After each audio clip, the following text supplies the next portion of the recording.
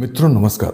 आजकल social media पर Dubai में गिर रही मिसाइलों की तस्वीरें खूब देखने को हमें मिल रही हैं, जिन्हें देखकर ये सवाल उठ रहा है कि आखिर ईरान दुबई पर हमला क्यों कर रहा है। क्योंकि इन हमलों के कारण दुबई की फ्लाइट्स कैंसिल हो रही हैं, जो वहां रह रहे भारतीय लोगों के लिए चिंता का विषय बन रहा है। खाड़ी देशों की तटस्थता का अंत और भारत की 80 लाख आबादी के लिए इसका क्या अर्थ है, तो आज इसी मुद्दे पर हम बात करेंगे।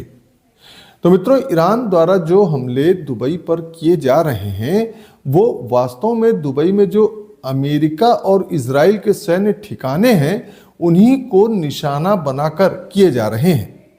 ईरान द्वारा यूएई पर किए गए हमलों ने अमेरिका, इजराइल और ईरान के संघर्ष को और बढ़ा दिया है, जिसमें अमीराती धरती पर स्थित अमेरिकी सैन्य बुनियादी ढांचे को निशाना बनाया गया है और खाड़ी क्षेत्र की सुरक्षा को लेकर नई चिंताएं पैदा की गई हैं।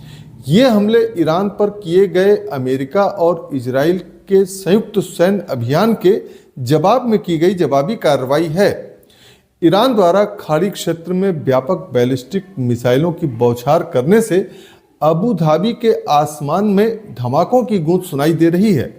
अमेरिका इजराइल गठबंधन और ईरान के बीच बढ़ते इस तनाव ने संयुक्त अरब अमीरात को, जो दुनिया के सबसे महत्वपूर्ण व्यापारिक केंद्रों में से एक है, दशकों के सबसे खतरनाक क्षेत्रीय संघर्ष में घसीट लिया है।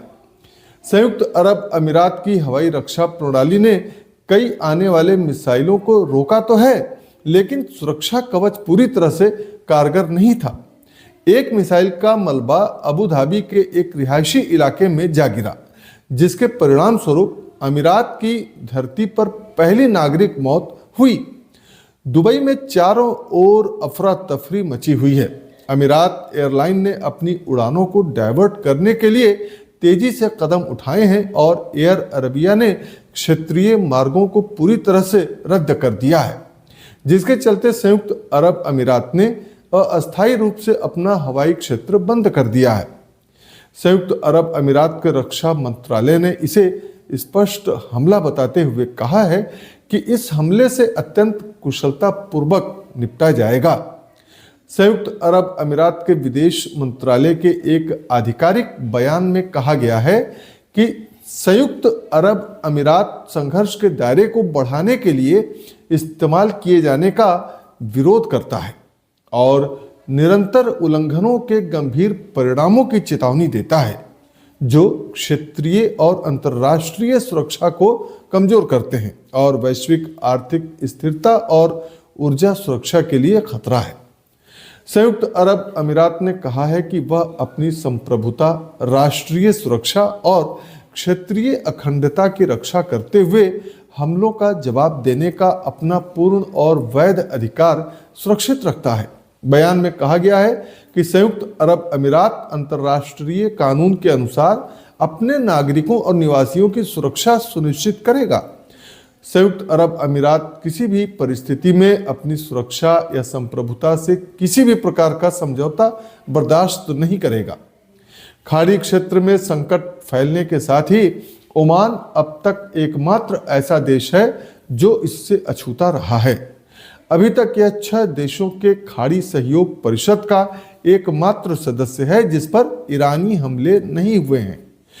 कई वर्षों से मस्कट इस क्षेत्र के एक शांत राजनयिक की भूमिका निभा रहा है, जो ईरान और बाहरी दुनिया के बीच एक विश्वसनीय सेतु का काम करता है। इसने हाल ही में ओमान और जिनेवा में तेहरान और वाशिंगटन के बीच हुई अप्रत्यक्ष वार्ताओं की मेजबानी भी की है।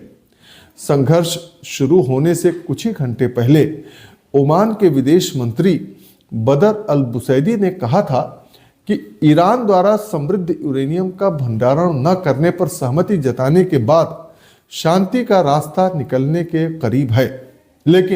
लेकिन मित्रों, यह आशावाद रातों रात गायब हो गया। अमेरिका और इजराइल द्वारा ईरान पर किए गए हमलों के साथ नाजुक वार्ता अब चकनाचूर हो गई है। बढ़ते तनाव पर गहरी निराशा व्यक्त करते हुए अल बुसैदी ने वाशिंगटन से आग्रह किया है कि वह इसमें और अधिक शामिल न हो।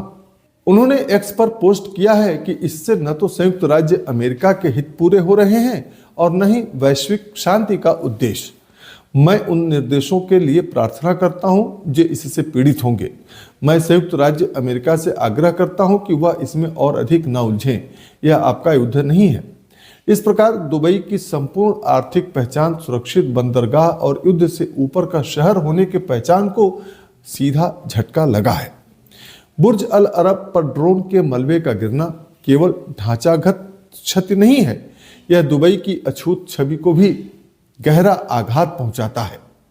कतर, कुवैत, बहरीन और संयुक्त अरब अमीरात ने अस्थायी रूप से अपने हवाई क्षेत्र को बंद कर दिए हैं।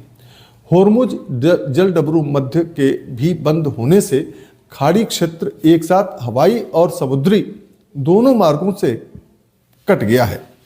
यह एक अभूतपूर्व दोहरा बंद है। सऊदी अरब के क्राउन प्रिंस मोहम्मद बिन सलमान ने संयुक्त अरब अमीरात के राष्ट्रपति शेख मोहम्मद बिन जायद को फोन किया और पूर्ण एकजुटता व्यक्त करते हुए संयुक्त अरब अमीरात को अपनी सभी क्षमताएं उपलब्ध कराने का आश्वासन दिया है। रियाद, जो अब तक ईरान के साथ अपने संबंधों को सावधानीपूर्वक संभाल रहा था, अब सार्वजनिक रूप से ईरान विरोधी खेमे में शामिल हो गया है। इससे संयुक्त अरब अमीरात में रहने वाले भारत के 35 लाख और खाड़ी देशों में रहने वाले करीब 80 लाख भारतीयों पर सीधा असर पड़ेगा। संयुक्त अरब अमीरात एक सुरक्षित ठिकाना था जहां फंसे हुए भारतीय अस्थिरता के खत्म होने का इंतजार कर सकते थे। अब यह सुरक्षा कवच भी खत्म हो चुका है। अबू धाबी और दुबई स्थित भारतीय दूतावासों ने आश्रय स्थल पर रहने की चेतावनी जारी कर दी है। फ्लाई दुबई की उड़ानें रद्द कर दी गई हैं। एयर इंडिया ने खाड़ी क्षेत्र से होकर गुजरने वाले यूरोपीय मार्गों को रद्द कर दिया है। यह मानना कि दुबई हमेशा खुला रहेगा अब सही नहीं है। तो मित्रों, युद्ध के इस माहौल में हम शांति के लिए ईश्वर से प्रार्थना करते हैं और खाड़ी देशों में रह रहे तमाम भारतीयों की सुरक्षा की हम ईश्वर से कामना करते हैं।